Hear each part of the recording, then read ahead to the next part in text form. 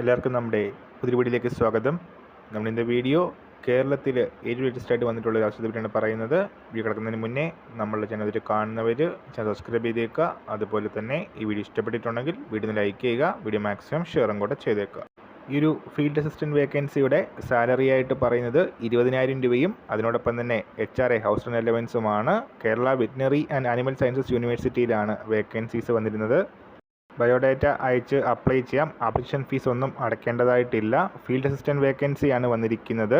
Short list ചെയ്തവരെ interview ചെയ്ത് അതിൻ്റെ ബേസിലായിരിക്കും സെലക്ഷൻ വരുന്നത്.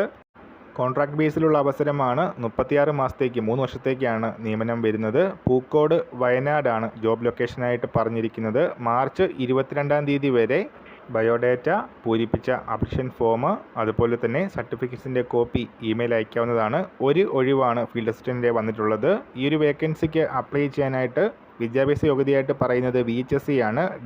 പോൾട്രി പ്രൊഡക്ഷൻ അല്ലെങ്കിൽ ഡയറി ഫാമർ ഓൺടർപ്രണർഷിപ്പ് ഇതിലുള്ള VHSC ഉള്ളവർക്ക് അപ്ലൈ ചെയ്യാം. സോ ഈ ഒരു കാര്യം നമ്മൾ ഇന്നത്തെ പുതിയ വീഡിയോയുമായിട്ട് ഉടനെ കാണാം.